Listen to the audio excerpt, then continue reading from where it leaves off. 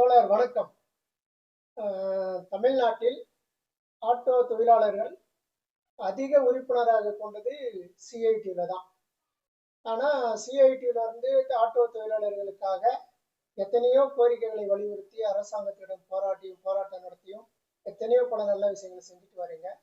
ஆனாலும் அந்த ஆட்டோ தொழிலாளர்கள் பார்த்தீங்கன்னா பொதுமக்கள் மத்தியில் ஆட்டோ தொழிலாளர்கள் நேர்மையானவர்களா அப்படின்ற ஒரு காழ்ப்புணர்ச்சி இருந்துட்டே இருக்கு. அதை பற்றி நீங்கள் என்ன நினைக்கிறீங்க? எல்லோருக்கும் முதலிலே பணிவான வணக்கம். பொதுவாக தமிழகத்தில் இருக்கக்கூடிய ஆட்டோ தொழிலாளர்களை பொறுத்தவரை எந்த முறையான அல்லது அரசு பணிகள் என்பது கிடைக்காத சூழலில் சுய தொழில் அடிப்படையில் ஆட்டோ தொழிலே தொழிலாளர்கள் ஈடுபட்டு கொண்டிருக்கிறார்கள். அப்படிப்பட்ட இந்த தொழில் என்பது பாதுகாக்கப்பட வேண்டும். அரசாங்கம் ஆட்டோ தொழிலில் ஈடுபடக்கூடிய தொழிலாளர்களை பாதுகாப்பதற்கான நடவடிக்கைகளை மேற்கொள்ள வேண்டும் என்று தொடர்ச்சியாக இந்திய தொழிற்சங்க மையம் சிஐடியோடு இணைக்கப்பட்டிருக்கக்கூடிய ஆட்டோ தொழிலாளர் சம்மேளனம் பாடுபட்டு கொண்டிருக்கிறது. அரசாங்கத்தை வலியுறுத்தி பல போராட்டங்களை நடத்தி கொண்டிருக்கிறது.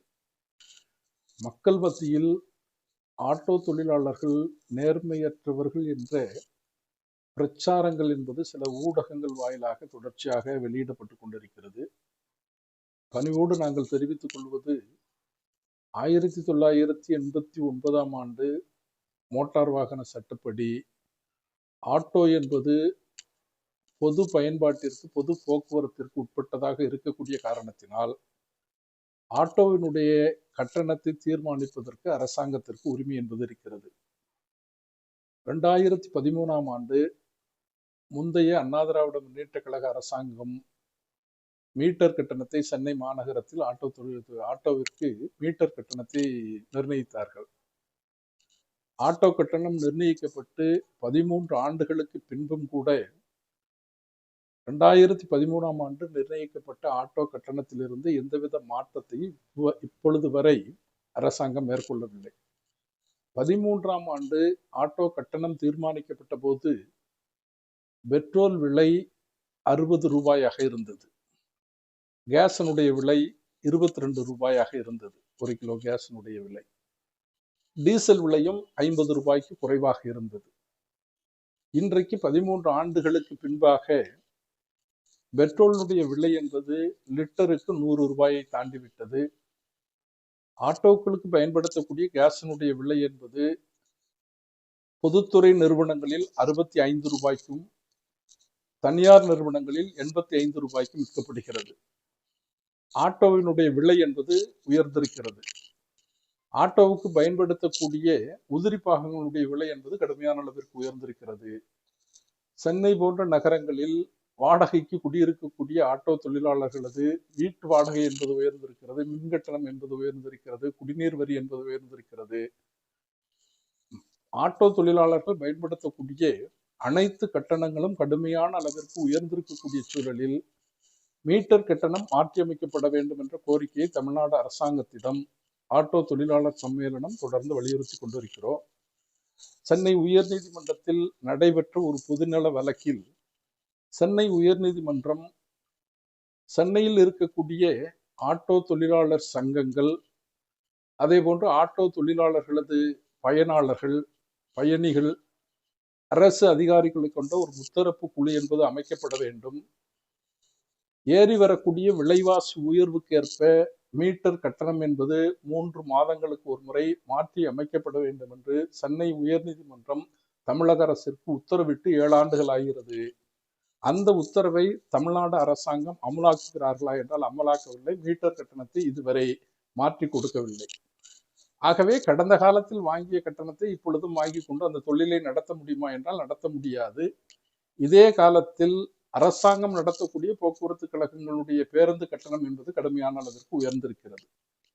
அல்லது பன்னாட்டு நிறுவனங்கள் நடத்தக்கூடிய ஓலா, ஊபர், ரேபிட்டோ போன்ற தனியார் நிறுவனங்கள், கார்ப்பரேட் நிறுவனங்கள் அவர்களுக்கான கட்டணத்தை அவர்களே தீர்மானித்துக் கொள்கிறார்கள். பொது போக்குவரத்திற்கு உட்பட்டிருக்கக்கூடிய ஆட்டோ கட்டணம், டாக்ஸி கட்டணத்தை தீர்மானிப்பதற்கு அரசாங்கத்திற்கு உரிமை இருக்கும் போது சாதாரண ஆட்டோ தொழிலாளி இந்த கட்டணத்தில் தான் இயங்க வேண்டும் என்று சொல்லக்கூடிய அரசாங்கம் பன்னாட்டு நிறுவனங்களான ஓலா, உபேர், ரேபிட்டோ போன்ற அமைப்புகளுக்கு கட்டணத்தை தீர்மானிக்கிறார்களா என்றால் கட்டணத்தை தீர்மானிக்கவில்லை. ஆகவே அந்த நிறுவனங்கள் ஆட்டோ தொழிலாளர்களது உழைப்பை, அவர்களது ரத்தத்தை உறிஞ்சக்கூடிய நடவடிக்கையை தொடர்ந்து ஈடுபட்டு கொண்டிருக்கிறார்கள். இதிலிருந்து சாதாரண மக்கள் பத்திரிகையில் வரக்கூடிய சில செய்திகளை வைத்துக்கொண்டு ஆட்டோ தொழிலாளர்கள் நேர்மையற்றவர்கள் என்று சொல்லுகிறார்கள். நான் பணிவோடு சொல்லிக்கொள்ள விரும்புவது, தமிழகத்தில் சென்னையில் ஆட்டோக்களில் தொலைந்து போன லட்சக்கணக்கான ரூபாய் மதிப்புள்ள நகைகள் என்பது திருப்பி கொடுக்கப்பட்டிருப்பதாக பத்திரிகைகளில் தொடர்ந்து செய்தி என்பது வருகிறது. ஆனால் வேறு துறைகளில் இருக்கக்கூடியவர்கள் திருப்பி கொடுத்ததாக செய்திகள் என்பது வருகிறதா என்றால் செய்திகள் என்பது வரவில்லை. எந்த தொழிலாக இருந்தாலும் அந்த தொழிலில் ஈடுபடக்கூடிய பெரும்பாலானோர் நல்லவர்களாகத்தான் இருப்பார்கள். ஒரு சிலர் தவறானவர்களாக இருக்கிறார்கள் என்பதற்காக ஒட்டுமொத்தமாக நம்ம ஒரு தொழிலில் ஈடுபடக்கூடிய தொழிலாளர்கள் மோசமானவர்கள் என்று சொல்லுவது எந்த வகையிலும் நியாயமாக இருக்க முடியாது. நீங்க காவல்துறையாக இருக்கலாம், அல்லது ஆட்டோவை கட்டுப்படுத்தக்கூடிய போக்குவரத்து துறையாக இருக்கலாம், அல்லது வருவாய்த்துறையாக இருக்கலாம். இது போன்ற துறைகளில் இதைவிட மோசமான பல நடவடிக்கைகள் என்பது நடந்து கொண்டிருக்கிறது. இப்போ நீங்க சாதாரணமாக ஒரு ஆட்டோ எஃப்சிக்கு போகணும்னா பல ஆயிரக்கணக்கான ரூபாய் லஞ்சமாக கொடுக்க வேண்டிய நிலைமை என்பது ஏற்படுது. அதே மாதிரி இந்த காலகட்டத்தில் ஒன்றிய அரசாங்கத்தினுடைய சட்டத்தின்படி கட்டணங்கள் என்பது எஃப்சி கட்டணம் உள்ளிட்டு, இன்சூரன்ஸ் கட்டணம் உள்ளிட்டு கட்டணங்கள் என்பது கடுமையாக உயர்த்தப்பட்டிருக்கிறது. இந்த உயர்வுகள் என்பது குறைக்கப்பட்டு ஆட்டோ தொழில் முறைப்படுத்தப்படுவதற்கு, ஏறி வரக்கூடிய விலைவாசி உயர்வுக்கு ஏற்ப கட்டணங்களை தீர்மானிக்கக்கூடிய நடவடிக்கையை அரசாங்கம் மேற்கொள்ள வேண்டும் என்றுதான் தமிழ்நாடு ஆட்டோ தொழிலாளர் சம்மேளனத்தின் சார்பாக நாங்கள் தொடர்ச்சியாக வலியுறுத்திக் கொண்டிருக்கிறோம்.